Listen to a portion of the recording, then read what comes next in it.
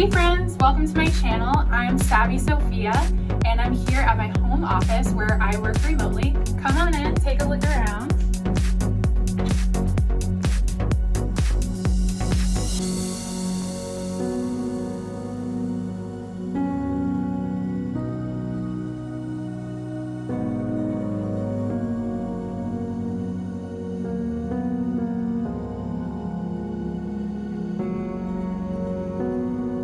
I've worked remotely for about 2 years total throughout my career in 2 different jobs. I've had a really good experience and a really bad experience. I hope today's video I can show you my top 10 savvy tips for working from home and feeling productive and really enjoying the experience. So come along. If you're watching this video, you are likely one of the 4.7 million Americans in 2020 who report working from home. Or maybe you're hoping to land that work from home job. Working from home can have some major perks, like not having to hop in the car and commute through traffic, being able to throw the laundry in the middle of the day, and being able to dress a little more casually. It also has some major challenges, like getting motivated, staying productive, and feeling connected when you're alone at home. So I hope today's video will give you some inspiration on how to enjoy your work from home experience or prepare yourself for it. Let's get started. Tip 1 is to develop a morning routine. You might be thinking, I no longer have that morning commute. Maybe you don't have to get dressed to the nines anymore, and you're thinking, sweet, I'm gonna sleep in, hit snooze a whole bunch of times. Let me warn you, you don't wanna go that route. Let's start off on a good foot. For me, I start work at 8 a.m. every single day. I typically have a meeting or a calendar event starting at 8, which commits me to that time. I usually get up around 7:20. Yeah, I know, that's kind of last minute. I may even hit snooze once, but my morning routine really entails of getting in the shower, getting dressed for the day. We'll talk a little bit more about that. Putting on some light makeup, making my coffee, and eating some breakfast before I hit my desk and clear out some of my emails. Tip number 2 is dress for the job. It might be tempting to roll out of bed in your sweatpants, but trust me, you are not going to feel motivated. You might feel sluggish and like you just want to retreat to the couch. So I encourage you to pick out outfits that reflect the work that you do. Definitely be mindful if you have a job like I do in sales where I'm on camera all day. That means I need to wear a professional top, whether that's a blouse or a blazer, something similar. On bottom is not as important, but I will say, don't wear your sweatpants or pajama pants because trust me, there have been times when my dogs run in the door with a squeaky toy and I had to get up and everyone on camera saw my bottoms. So definitely make sure A, you're wearing pants, but B, they're not going to embarrass you. I'll typically wear jeans or leggings, and the best part of all is you can still wear your slippers. No one's gonna notice.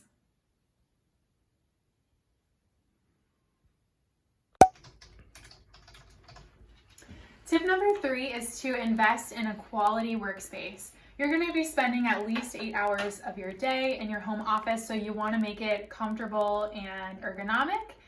I definitely recommend having a separate space from the rest of your house, whether it's a room like I have or maybe a corner in your studio apartment, so that way you can turn off at the end of your day and it really feels like a separate environment.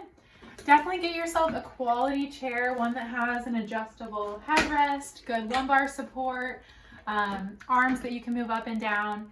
I have an uplift brand desk, which allows you to adjust your desk up and down. This allows me to work from a standing position. I also have an exercise ball that I can use. I can lower the desk to be able to use that. I'll give you a quick tour of what I have on my desk.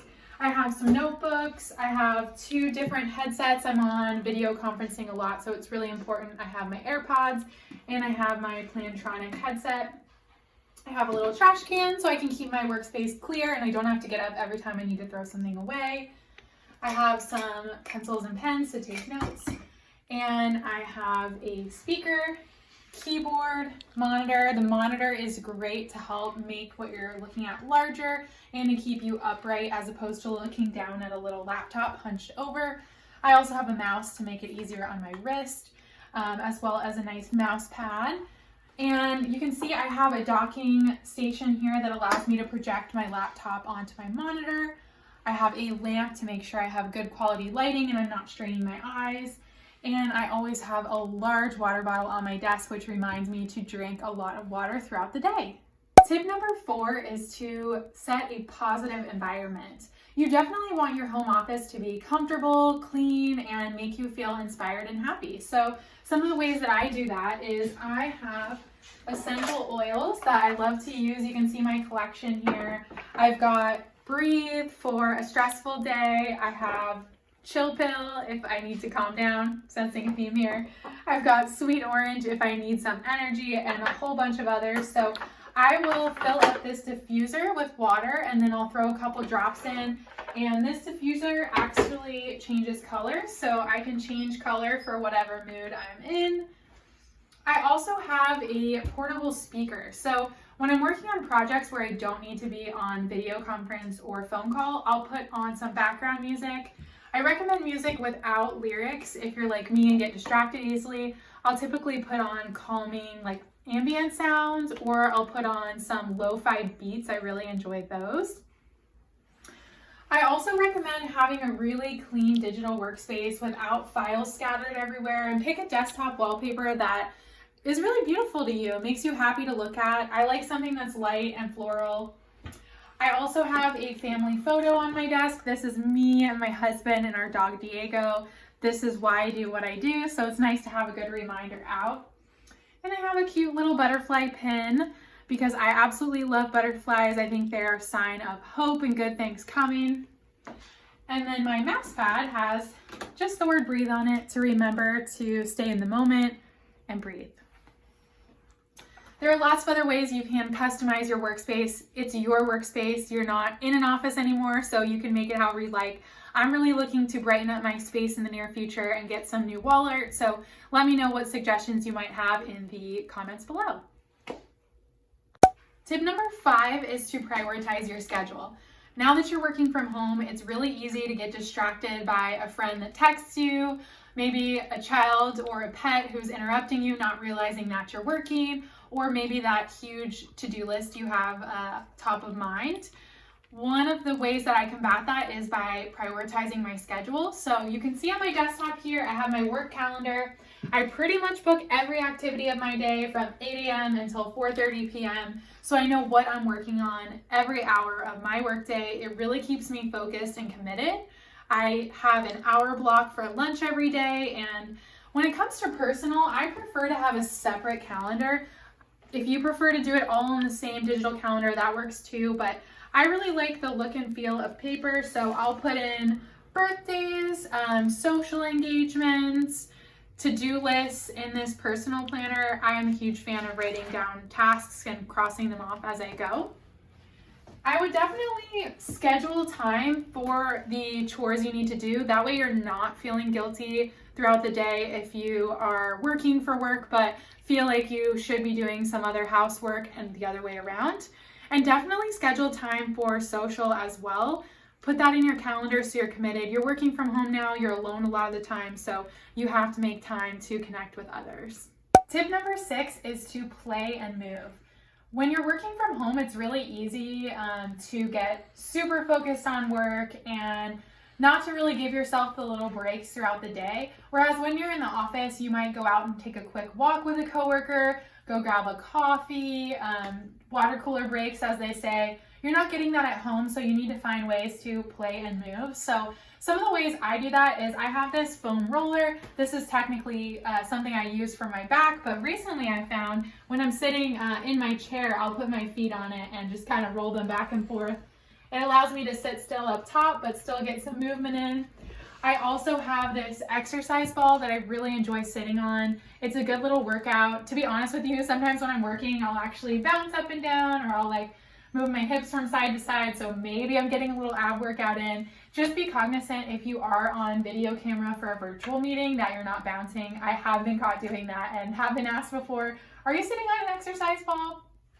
I also love having something on my desk that I can pick up that's tactile, especially if I'm doing an online training where I'm just listening. I need to be doing something to keep busy to keep my focus.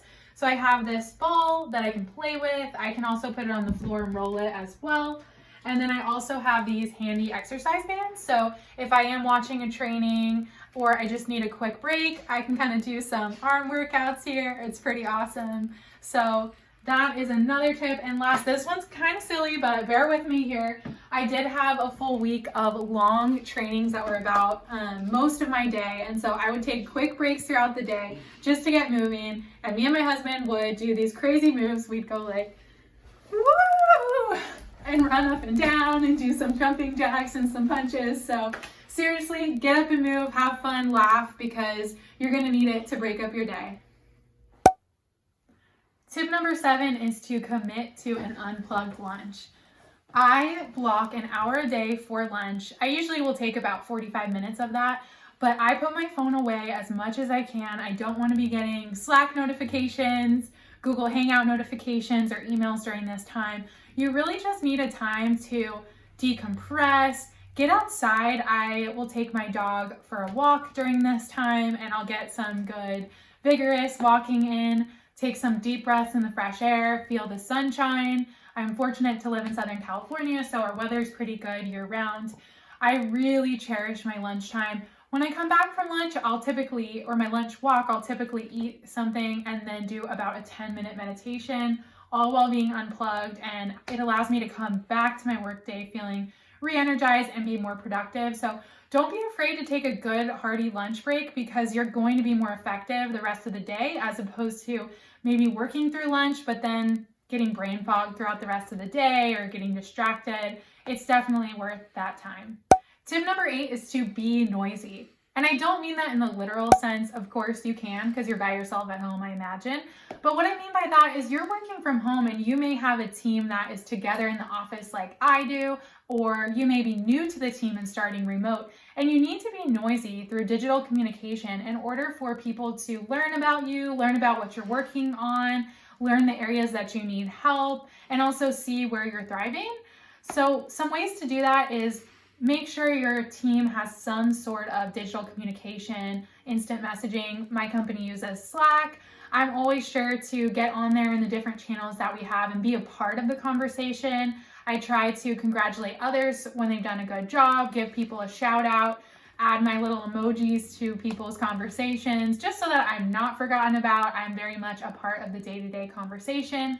Also schedule video calls, one-on-ones with your manager and with your team so that you can collaborate and you're not suffering from being remote. You're still very much 100% getting the same treatment that you would if you were an in-office employee, getting that development. And third, you want to make sure that leaders are recognizing the work that you're doing. Just because you're not there physically doesn't mean that you aren't doing amazing things at home or out in your community. So make sure to highlight that, be noisy with your company through the channels you have, of course, in an appropriate and humble manner. Tip number 9 is to schedule an end of workday activity. So pre-plan an event at least a few times a week after the time of day that you typically stop working. So for me, I usually finish work around 4:30. So I might schedule a workout class for 5 o'clock. Gives me a little buffer to change clothes, get in the car, make it in time. Sometimes I'll do a workout video at home, or I might have a women's group Bible study that I have set up via Zoom. You may also be planning to get lunch with a friend. Do something that you can physically add to your calendar and be committed to that's going to help you end your workday on time and just switch gears mentally. Also, if you can power down your home office equipment and kind of walk away, maybe you simply just go take a walk or a swim at your neighborhood pool. When you work from home, it is hard to forget about work, I'll be honest, but doing something like that is going to help you mentally change gears and be refreshed the next day. And my final tip number 10, is to be kind to yourself. If you are learning to work remotely for the first time, it's not going to be smooth sailing. It might take you a while to get budget approved for the equipment you need. You may be having to just kind of work with the space you've got. You might have kids running around, screaming in the background of your video calls. It's not going to be perfect, but following some of these tips, and I'm sure there are other great tips out there. I know before I started working remotely, I did a lot of research just so I could feel confident into what I was getting into and the best way to approach it. There are going to be days where you feel unproductive, and maybe you were really productive, even more productive than you would have been in the office, but because you're by yourself, you can't really share what you're doing on a day-to-day basis with your coworker. You can't turn to the person to your left and vent, or to the person to your right and have a good laugh. So don't be hard on yourself. Be proud. You are motivated, you are independent, and you are doing this. So I hope this video inspired you and gave you some tips. Let me know which one spoke to you most, and if you have any other tips, maybe you have way more experience than I do working remotely. I'd love to hear from you what tips you have on doing this productively and to create a positive experience. Thanks for joining, and check out my other video. I'll link it here. I have another video, 10 tips to do in quarantine. If you are watching this during shelter-in-place orders and you're feeling a little bored outside of work, check out that video. I'll be sure to link it here.